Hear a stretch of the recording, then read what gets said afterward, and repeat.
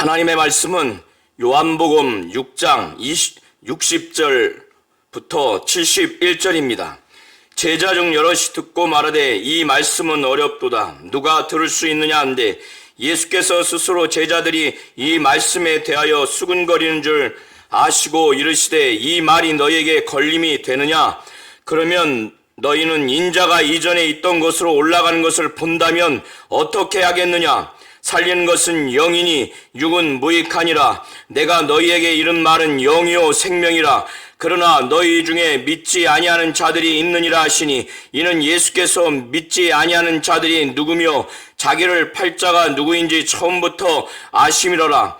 또 이르시되 그러므로 전에 너희에게 말하기를 내 아버지께서 오게 하여 주지 아니하시면 누구든지 내게 올 수 없다 하시니라. 그때부터 그의 제자 중에서 많은 사람이 떠나가고 다시 그와 함께 다니지 아니하더라.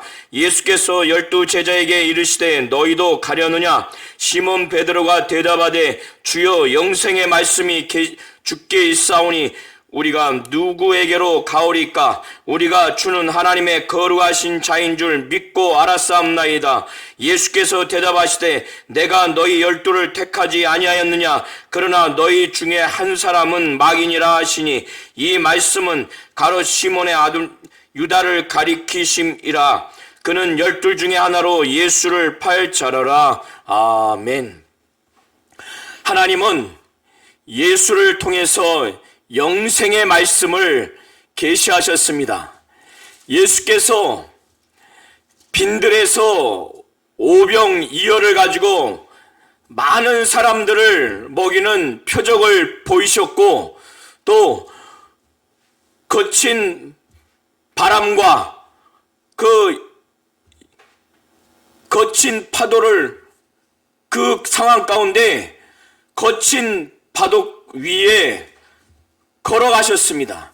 이렇게 오병이어를 통해서 많은 이적을 보이고 거친 물결을 걷는 이 표적은 예수의 신적 정체성, 곧 그가 하나님이라고 하는 것, 하나님의 아들이라고 하는 것을 증거해주는 그런 표적입니다.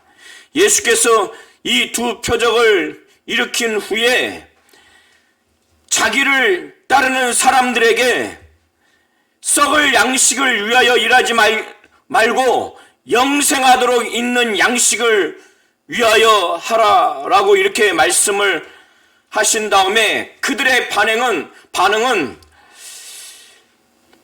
우리가 어떻게 하여야 하나님의 일을 하오리까라고 이렇게 반문을 합니다. 하나님의 일을 하는 데 있어서 몸으로 하는 그 일을 바로 예수께 여쭙는 겁니다. 그때 예수께서 말씀하시기를 하나님께서 보내신 일을 믿는 것이 하나님의 일이니라 이렇게 말씀했습니다. 여기서 하나님의 일이라고 하는 것은 하나님이 하시는 일을 말하는 것이 아니라 하나님이 사람에게 바라는 것, 요구하는 것을 바로 하나님의 일이라고 말하는 겁니다. 하나님께서 그 무리들에게, 예수께서 그 무리들에게 바로 가르쳐 주신 하나님의 일이라고 하는 것, 하나님이 원하시고 바라시는 것은 아버지께서 바로 보내신 예수를 믿는 것이 하나님의 일이라고 이렇게 말씀하신 것입니다. 아버지께서 바로 하나님께서 보내신 일을 믿는 것이라고 하는 것은 순간적으로 믿는 것만을 말하는 것이 아니라 예수가 하나님이고 하나님의 아들이라고 믿고 메시아 구세주라고 하는 그 믿음을 갖는 그 믿음 이후에 예수께 철저하게 순종하고 복종해서 예수와 동행하는, 예수와 교제하는 일평생의 신앙생활을 두고 바로 말하는 겁니다. 이렇게 예수께서 말씀하셨을 때 그들이 예수를 믿으라고 하는 거구나 이렇게 알아들었어요. 그런데 그들이 이 예수께 묻기를 그러면 우리가 보고 당신을 믿도록 하는 표적이 무엇입니까? 당신이 하시는 일이 무엇입니까? 이렇게 반문을 합니다. 30절 31절에 이 무리들의 그 반응 차원에서 하는 말이 기록되어 있는데, 그들이 계속해서 말하기를 기록된 바 하늘에서 그들에게 떡을 주어 먹게 하였다 함과 같이 우리 조상들은 광야에서 만나를 먹었나이다. 이들이 이렇게 말하는 배경에서는 그들은 믿음의 조상으로 아브라함을 대단히 귀하게 여깁니다. 그리고 그들은 모세의 제자라고 하는 자부심과 프라이드가 대단합니다. 모세가 이스라엘 백성을 애굽에서 데리고 나와서 하나님이 모세를 통해서 광야에서 40년 동안 날마다 만나와 메추라기로 그들을 먹이셨습니다. 낮에는 그 엄청난 더위에 구름 기둥으로, 밤에는 그 추위에 불 기둥으로 그들을 보호하셨습니다. 이스라엘 백성들로 하여금 마음이 아주 겸손하도록 하게 하시고 그들로 하여금 하나님만을 의지하도록 그렇게 하신 것입니다. 그때 하나님이 모세를 통해서 그들로 하여금 날마다 먹인 그 만나, 그 표적을 그들은 대단히 크게 여겼고, 그 표적을 일으킨 모세를 대단히 아주 위대한 그들의 조상으로 여겼던 겁니다. 그렇기 때문에 예수 자신을 믿도록 하기 위해서는 그와 같은 표적, 그리고 그와 같은 또 그 이상의 하시는 일을 자기들에게 보여달라고 하는 차원에서 말한 겁니다. 그리고 그것을 구약 여러 말씀을 종합해서 인용한 그 말씀을 예수께 인용하면서 자신들의 조상은 광야에서 만나를 먹었나이다. 그러니까 모세가 그렇게 표적을 일으킨 것처럼 그렇게 일으켜 달라는 거예요. 그러면 자신들이 믿겠노라고. 이렇게 이 첫 번째 예수를 믿는 데 있어서 이 표적을 구합니다. 예수님이 하시는 일을 이들이 요구해요. 이런 무리들에게 예수께서 말씀하시기를, 답변하시기를 32절에 내가 진실로 너에게 이르노니, 이건 매우 사실적이고 매우 중대하고 매우 준엄하게 받아들이는 차원에서 진실로 이렇게 말씀하시는 겁니다. 그들에게 모세가 너에게 하늘로부터 떡을 준 것이 아니라는 겁니다. 그것은 하나님이 주신 것이라는 겁니다. 예수께서 내 아버지께서 너희에게 하늘로부터 참떡을 주시나니, 모세가 하나님께 쓰임받아서 만나를 준 것, 그거는 모세가 준 것이 아니라는 거예요. 그건 하나님이 주신 것인데, 그 만나보다 비교할 수 없는 참떡을 하늘에서 아버지께서 하늘로부터 주신다는 겁니다. 여기서의 이 하늘은 새들이 다니는 하늘, 별들이 떠다니는 그 우주를 말하는 것이 아니라, 요한복음 1장 1절에 보면은 태초에 말씀이 계시니라, 이 말씀이 하나님과 함께 계셨으니 이 말씀은 곧 하나님이시니라. 그때 그 하나님 아버지와 주 예수가 그의 아들, 곧 로고스이신 바로 말씀이신 예수가 태초에 영원 전 아버지와 함께 계셨던 신들의 하늘, 영계, 그것을 하늘이라고 말하는 겁니다. 그래서 내 아버지께서 너에게 하늘로부터 참떡을 주시나니, 왜냐하면 33절 맨 앞에 헬라어로는 이유 접속사 가르가 있는데 한글 번역본에는 이것이 누락되어 있습니다. 하늘로부터 참떡을 주신다. 참떡인 이유는, 왜냐하면 하나님의 떡은, 하나님이 주시는 떡은 하늘에서 내려 세상에 생명을 주는 것이기 때문에, 하나님이 주시는 하나님의 떡, 하늘에서 내려는 참떡이라고 하는 것, 바로 그 이유는 이 참떡이 세상에서 생명을 주기 때문에 그렇다는 거예요. 이 얘기를 들으니까 이 무리들이 자기들의 조상들이 광야에서 먹었던 만나, 빈들에서 오병이어를 통해서 많은 사람을 먹였던 그 보리떡과 같은 떡으로 생각하는 겁니다. 물리적이고 그 물질적인 떡으로 생각하니까 그들이 반응하기를, 주여 이 떡을 항상 우리에게 주소서. 이는 사마리아 지역 안에 야곱의 우물가에서 그 사마리아 여인에게 예수께서 영원히 목마르지 않는 생수를 말했을 때 그는 야곱의 우물물과 같은 물리적인 물질적인 생수를 여겨서 그 생수를 요구한 것 같이 이들도 지금 그런 행위를 하는 겁니다. 그때 예수께서 자신은 생명의 떡이니 내게 오는 자는 결코 줄이지 아니할 터요 나를 믿는 자는 영원히 목마르지 아니하리라, 이렇게 말씀을 합니다.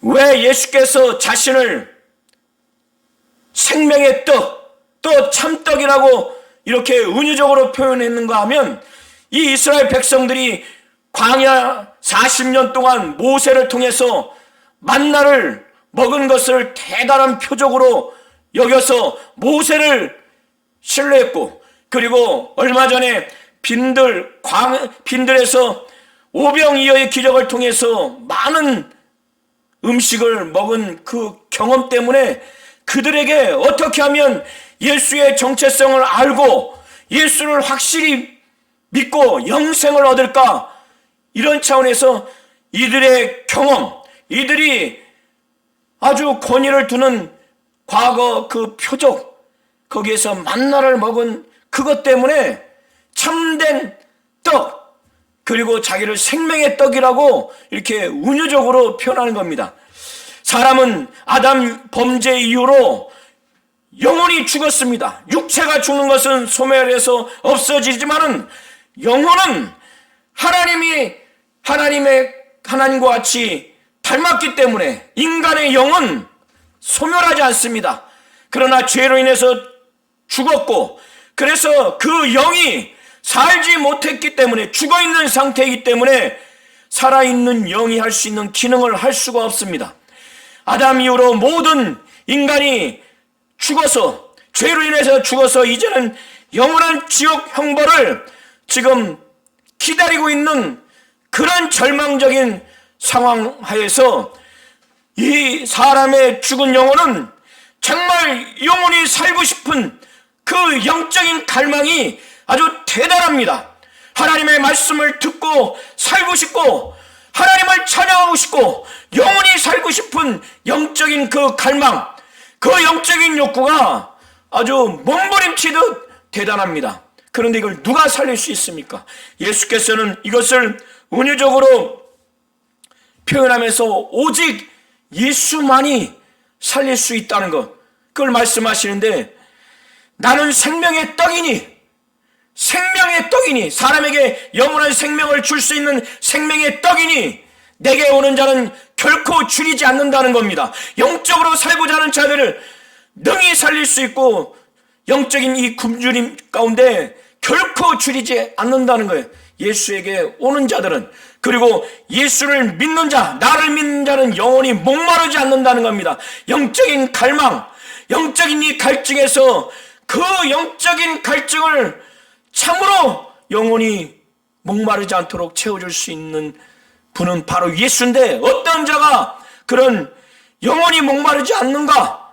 예수를 믿는 자라는 거예요. 여기에서 내게 오는 자와 나를 믿는 자는 동일한 의미입니다. 예수에게 온다고 하는 것은 물리적인 거리를 좁힌다는 의미보다는 예수를 믿고 참으로 예수와 가까운 관계를 맺는 그것을 두고 말하는 겁니다. 예수께서는 그런데 지금 온 무리들에게 표적을 요구하고 예수가 하시는 일을 지금 무엇인가 요구한 그들, 그걸 봐야만이 믿겠다고 하는 그들을 향해서, 그러나 내가 너희에게 이르기를 너희는 나를 보고도 믿지 아니하는도다. 빈들에서 그렇게 오병이어를 가지고 많은 사람을 먹인 표적을 보고 그 예수를 봄에도 불구하고 믿지 않는다는 거예요. 그러면서 예수께서는 하나님 아버지가 저 신들의 하늘 영계에서 그 하늘에서 그의 아들을 보내셨어요. 그래서 예수께서는 내가 하늘에서 온 것은 내 뜻을 행하려 함이 아니요 나를 보내신 이의 뜻을 행하려 함이라 하시면서 나를 보내신 이의 뜻이 무엇인가 말씀하시기를 나를 보내신 이의 뜻은 내게 주신 자 중에 내가 하나도 잃어버리지 아니하고 마지막 날에 다시 살리는 이것이니라. 아버지의 뜻은 아들을 보고 믿는 자마다 영생을 얻는 이것이니 마지막 날에 내가 이를 다시 살리리라. 예수를 보내신 아버지의 뜻은 아들을 보고 믿는 자마다 영생을 얻는 이것인데 그 영생이 이 땅에서 영원한 생명을 얻지만 아주 궁극적으로 본질적으로는 이 육신이 죽은 다음에 성령으로 우리 모든 성도들의 그 성도들이 신령한 육체로 부활했을 때 바로 그 하나님이 성령으로 모든 자들을 살립니다. 예수께서는 마지막 날에 내가 이를 살리리라 이렇게 말씀하시는 겁니다. 그래서 이것이 하나님 아버지의 뜻이라는 거예요. 하나님 아버지의 뜻은 아들에게 맡겨준 자에게 그 맡겨준 자를 바로 살리는 것이 하나님 아버지의 뜻이라는 거예요. 그런데 36절과 37절을 보면 그러나 내가 너희에게 이르기를 너희는 나를 보고도 믿지 아니하는도다. 그들이 왜 믿지 않는가? 그것은 그 이면에 하나님의 주권적인 역사가 있기 때문에 그렇다는 것을 37절에 말씀하시는데 아버지께서 내게 주시는 자는 다 내게로 올 것이요 내게 오는 자는 내가 결코 내쫓지 아니하리라. 그러니까 이들이 예수를 보고도 믿지 아니하는 것은 아버지께서 예수에게 주시는 자가 아니라는 것을 지금 그 의미가 포함되어 있는 겁니다. 왜? 아버지께서 내게 주신 자는 다 내게로 올 것이요 내게 오는 자는 예수는 결코 내쫓지 않는다는 거예요. 왜? 자신의 뜻을 이루려고 이 땅에 온 것이 아니라 나를 보내신 이의 뜻을 이루러 이 땅에 오셨는데 나를 보내신 이의 뜻은 내게 주신 자 중에서 단 한 사람도 잃어버리지 않냐고 마지막 날에 살리는 것이라고 이렇게 말씀하시기 때문에 결단코 내쫓지 않는다는 겁니다. 자, 그런데 이 예수의 말씀을 들었을 때 이들이 참으로 믿겠다고 하는 자세의 반응을 보였을까요? 보이지 않습니다. 오히려 더 의혹이 증폭됐어요. 예수께서 첫 번째 그들이 예수를 믿겠다고 했을 때 예수께서 행하시는 표적을 보이라고 그랬어요. 예수가 하시는 일이 무엇입니까? 그걸 보여주면 믿겠다고.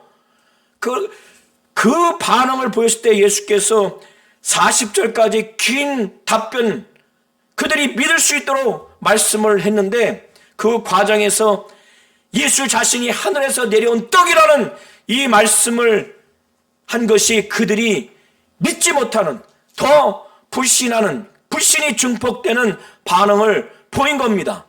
그래서 그들은 예수께서 자기가 하늘에서 내려온 떡이라 하신 것 때문에 유대인들이 예수에 대해서 수군거립니다. 이 수군거린다고 하는 것은 예수에 대한 불신, 불만, 불평 가운데 서로 말하는 겁니다. 수군거려 말하기를 아니 요셉의 아들 예수가 아니냐? 우리가 그 부모를 아는데 지금 자기가 어찌하여 하늘에서 내려왔다 하느냐? 이 두 번째 예수를 믿지 못하는 그 반응의 핵심을 지금 말하는 겁니다. 예수가 하늘에서 내려왔다고 하는 것 때문에 하늘에서 내려온 떡이라고 하니까, 하늘에서 내려왔다고 하니까, 아니 내가 예수의 부모도 알고 요셉의 아들 예수 아니냐? 그런데 어째요 지금 하늘에서 내려왔다 하느냐? 이렇게 수군거리니까 예수께서 그들을 향해서 너희는 서로 수군거리지 마라. 나를 보내신 아버지께서 이끌지 아니하면 아무도 내게 올 수 없으니 오는 그를 내가 마지막 날에 다시 살리리라. 그들이 왜 수군거리는가? 왜 아직도 믿지 못하고 하늘에서 내려온 예수에 대해서 왜 불신하는 거부 반응을 갖고 있는가? 그것은 그 하나님의 주권적인 그 영적 상황이 있기 때문에 그렇다는 것을 두 번째 또 말하는 거예요. 그것을 44절에 나를 보내신 아버지께서 이끌지 아니하면 아무도 내게 올 수 없다. 그러니까 지금 이들의 이 반응은 아버지께서 이들을 예수께로 이끌지 아니한 자라는 것을 지금 그 의미를 포함한 것입니다. 그것을 좀 더 구약 이사야서 54장 13절을 인용하면서 좀 더 자세하게 설명하기를 선지자의 글에 그들이 다 하나님의 가르침을 받으리라 기록되었은즉 아버지께 듣고 배운 사람마다 내게로 오느니라. 그러니까 너희들은 아버지께 듣고 배운 자가 아니야.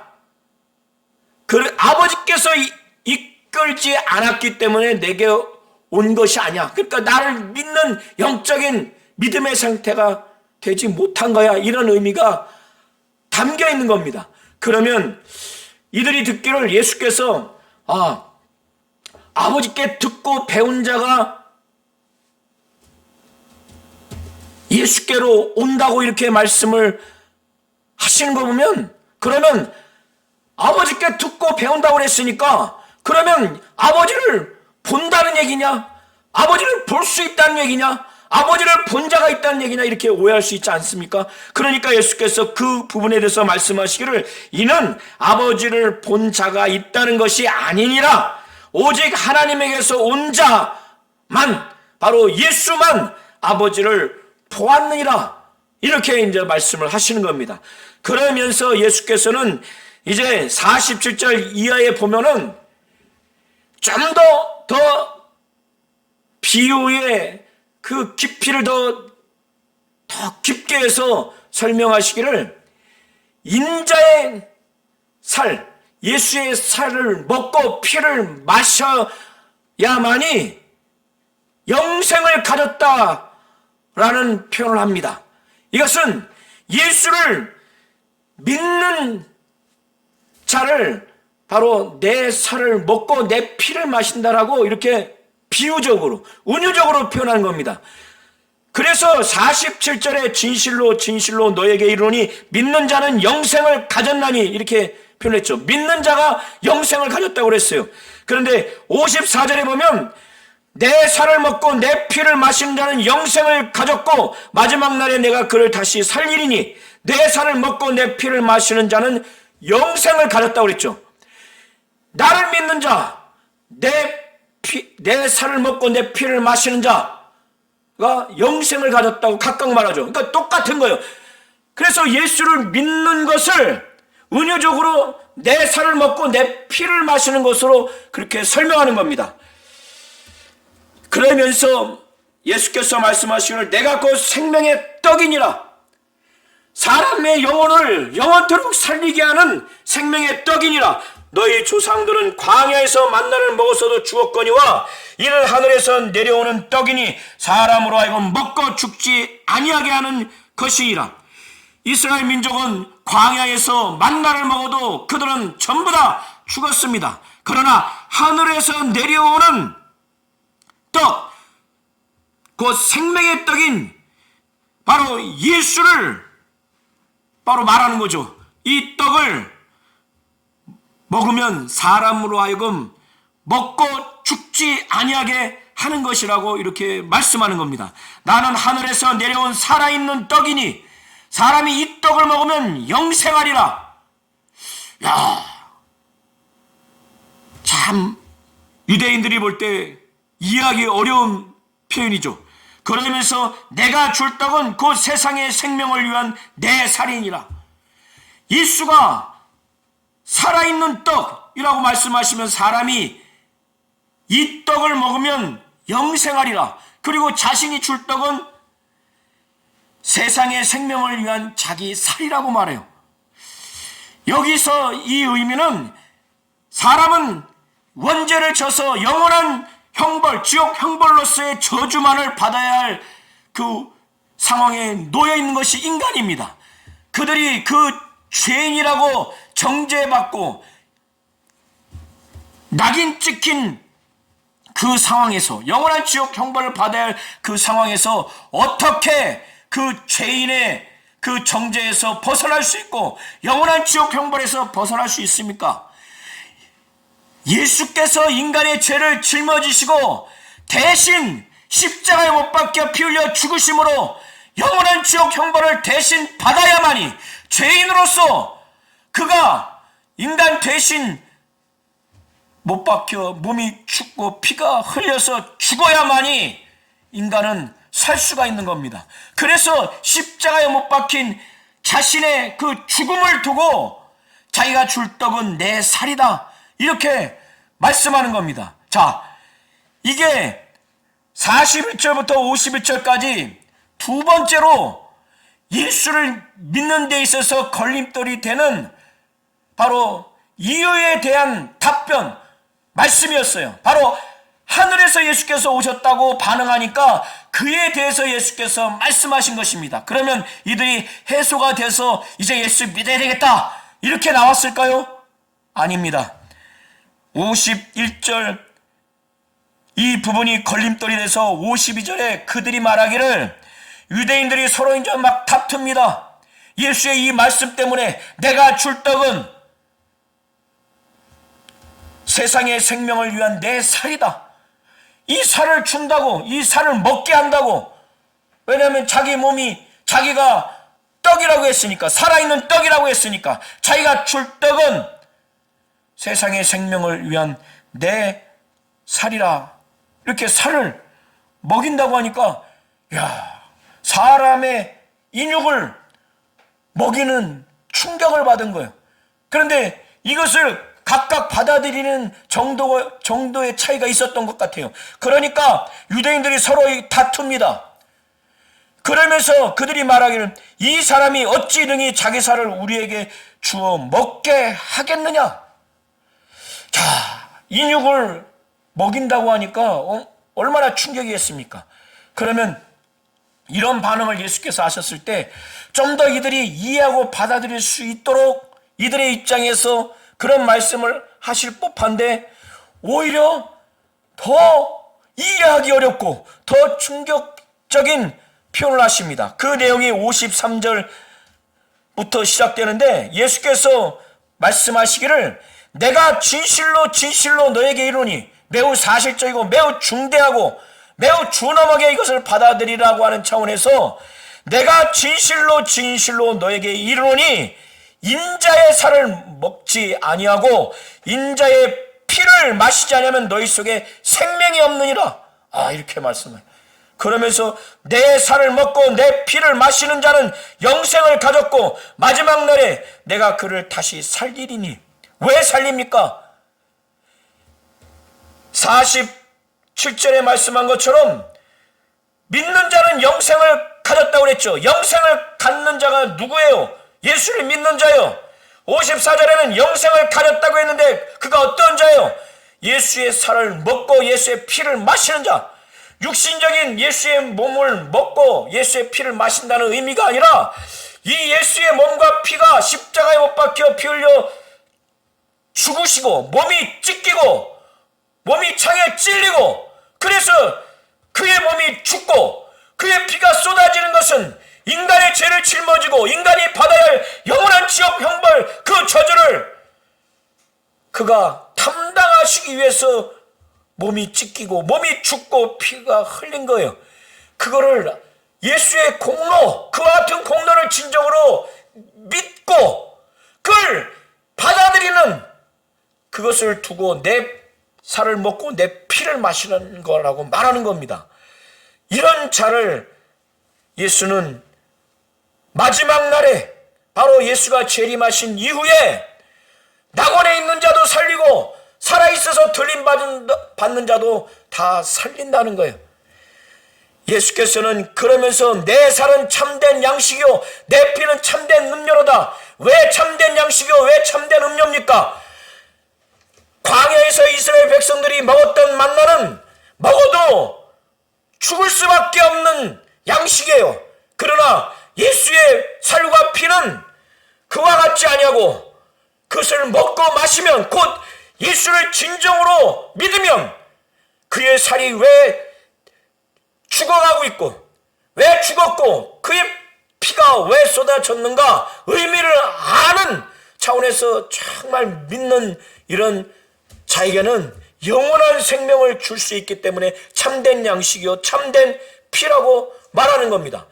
내 살을 먹고 내 피를 마시는 자는 내 안에 거하고 나도 그 안에 거하나니 이렇게 예수의 살과 피의 의미 십자가에 못 박혀 죽으시고 피 흘리신 예수의 공로를 확실히 알고 믿는 바로 이와 같은 자, 내 살을 먹고 내 피를 마시는 자는 진정한 믿음이 있기 때문에 이는 예수와 한 요만큼의 틈도 없이 완전히 연합된 상태로 신앙생활을 한다는 거예요. 그래서 내가 그 안에 그가 내 안에 이렇게 표현하는 겁니다. 우리가 침례를 받으면 예수와 함께 장사 지내죠.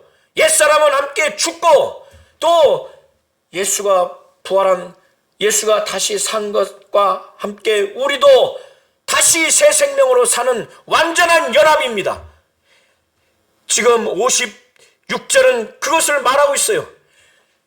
예수께서는 이와 같은 자가 어떻게 예수로 말미암아 살아가는가 말하기를 살아계신 아버지께서 나를 보내심에 내가 아버지로 말미암아 사는 것 같이 저 신들의 하늘 영계에서 아버지는 아들을 이 땅에 보내시면서 그는 말씀이 육신이 되어 오시면서 그가 겸손해서 겸허하게 그는 이 땅에서 사셨어요.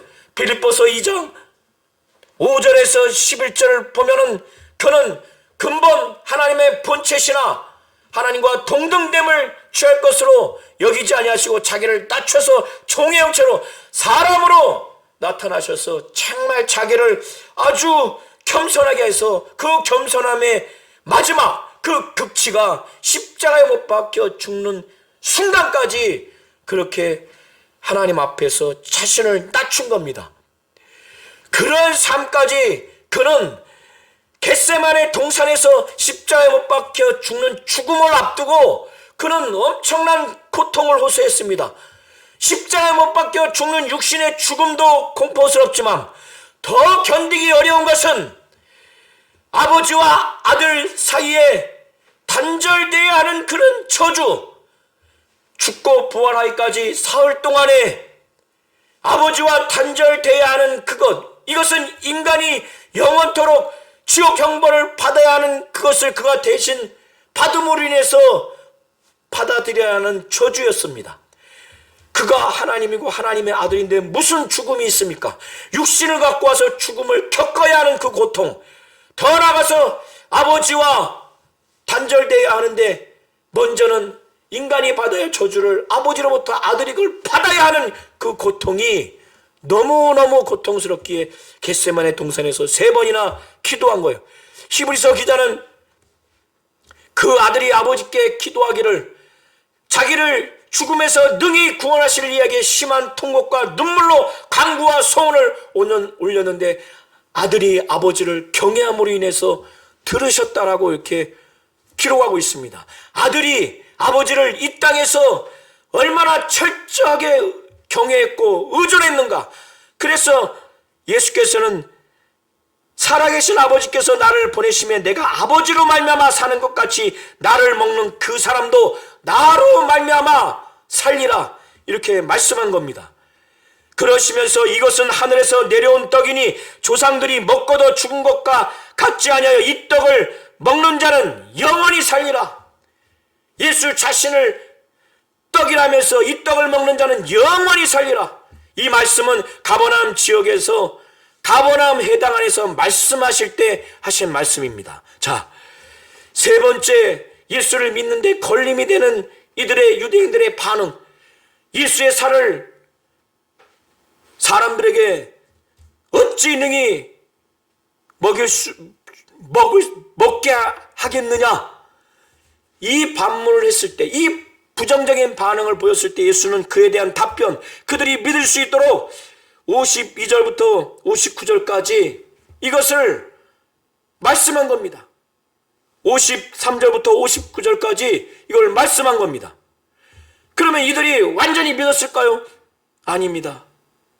이 말씀을 하고 나서 이들의 불신앙은 완전히 확정적으로 진행됩니다.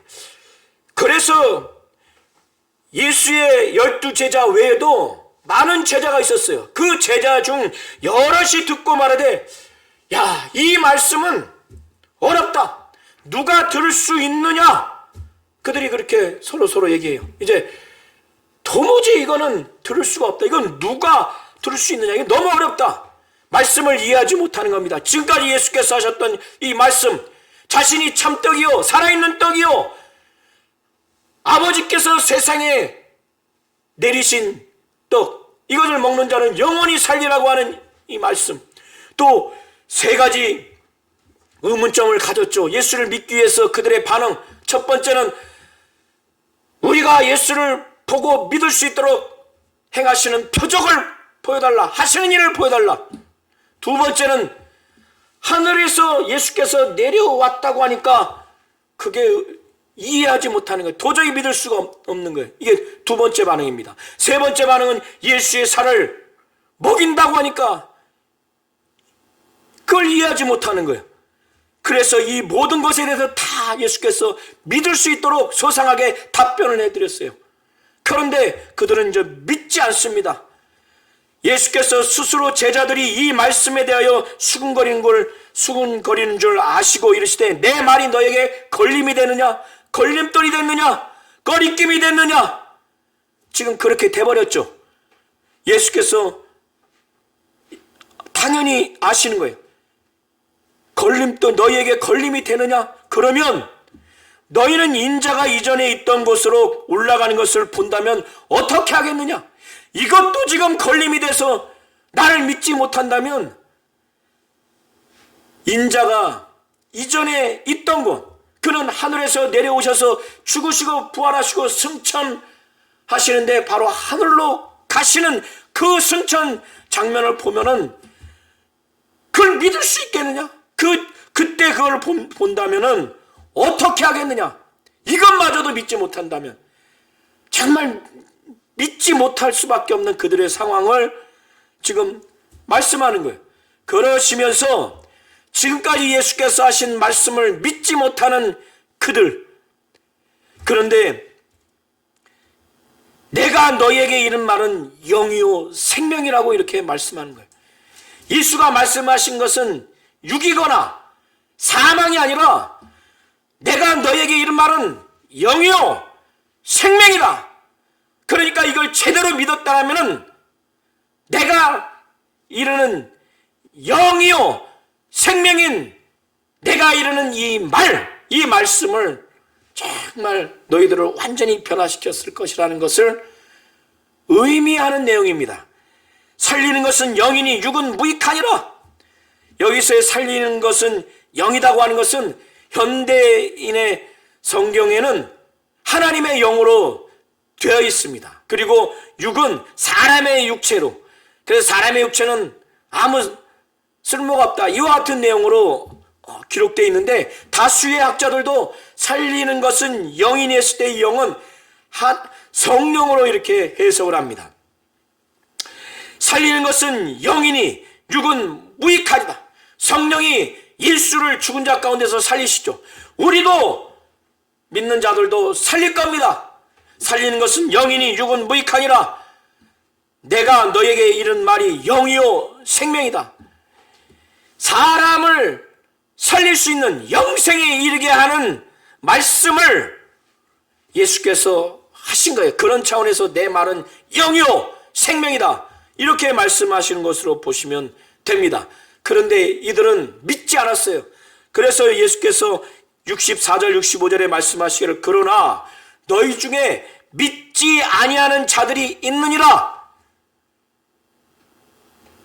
이는 예수께서 처음부터 믿지 아니하는 자들이 누구이며 자기를 팔 자가 누구인지, 바로 유다인지 처음부터 아셨다는 거예요. 그런데 이런 결과, 이런 영적인 실상은 바로 하나님의 주권적인 그 영적인 면으로 인해서 당연히 나타나는 결과라는 것을 예수께서 65절에 말하는 겁니다. 누가 믿지 않는지, 누가 나를 팔자인지 이미 알고 있다는 거예요. 그리고 64절에 그러나 너희 중에 믿지 아니하는 자들이 있다. 이런 모든 불신앙, 이런 현상은 그 이면에 하나님께서 예수에게 오게 하여 주지 아니했기 때문에 그런 결과, 그런 현상이 나타났다는 것을 65절에 말씀한 겁니다. 그러므로 전에 너희에게 말하기를 내 아버지께서 오게 하여 주지 아니하시면 누구든지 내게 올 수 없다 하였노라. 이것은 지금 너희 중에 믿지 아니하는 자들이 있다고 하는 것, 누가 믿지 않는지, 누가 예수 자신을 파는 것인지 이것을 이미 처음부터 아셨다고 하는 그들의 불신앙적인 상황에 아주 그 이면을 지금 말하는 겁니다. 그들이 왜 이런 반응을 나올 수밖에 없는가? 하나님이 예수께로 오게 하여 주지 아니한 사람들이기 때문에 그렇다는 거예요. 오게 하여 주지 아니하시면 누구든지 예수에게 올 수 없다는 겁니다.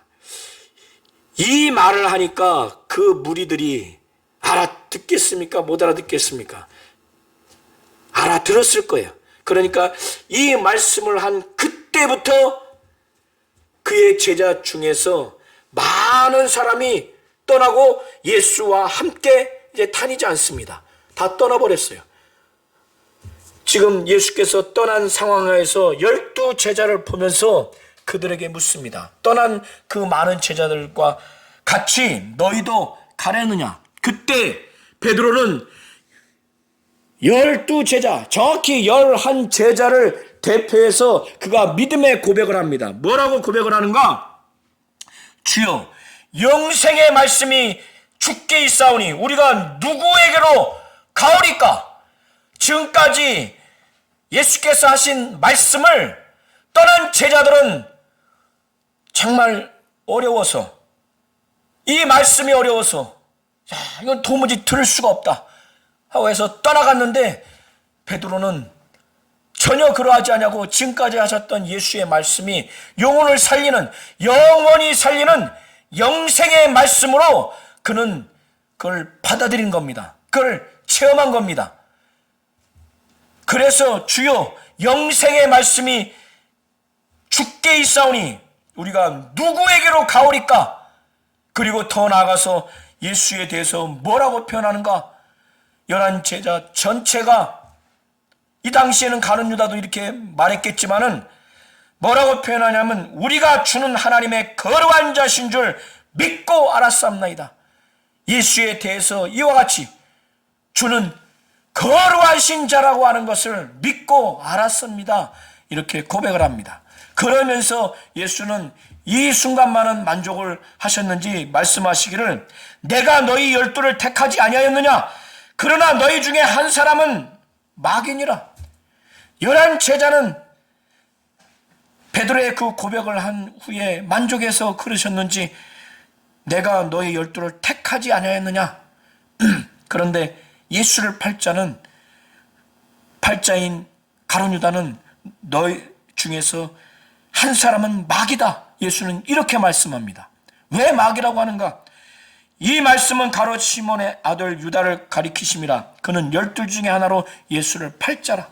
아주 마귀에게 지배를 받아서 예수를 팔자이기 때문에 아주 막이라고 이렇게 말씀하는 겁니다. 하나님은 예수를 통해서 영생의 말씀을 계시하시는 분이십니다. 우리 모든 성도님들이 예수의 이 말씀을 영생의 말씀으로 들을 수 있어야, 그래야 예수가 하나님이고 하나님의 아들 메시아요 그리스도라고 하는 그 믿음을 가질 수가 있습니다. 예수의 이 말씀을 통해서 예수의 신분을 소개하고 비유를 통해서 나는 하늘에서 내려온 참떡이다, 살아있는 떡이다, 내 피를 마시고 내 살을 먹어야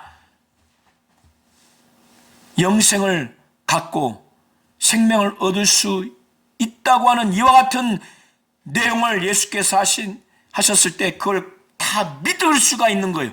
영생의 말씀으로 받아들여야 그때 예수의 정체성과 신분에 대한 믿음, 그의 공생의 사역에 대한 믿음, 죽으시고 부활하시고 승천하시고 다시 오실 예수에 대한 믿음이 확실히 있게 되는 겁니다. 우리 모든 성도님들이 하나님은 예수를 통해서 영생의 말씀을 계시하시는 분이심을 확실히 믿고 온전한 신앙생활 하시기를 예수의 이름으로 축원합니다.